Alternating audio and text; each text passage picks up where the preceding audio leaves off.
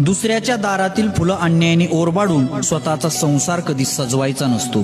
गोरगरिबांचं शोषण करून गोरगरिबांना त्रास करून आपला संसार कधी मोठा करायचा नसतो।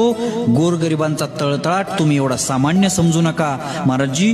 गोरगरिबांच्या तळतळाटासमोर देवाचा आशीर्वाद सुद्धा कमी पडतो। म्हणून गोरगरिबांचा कधीच आयुष्यात तळतळाट घेऊ नका।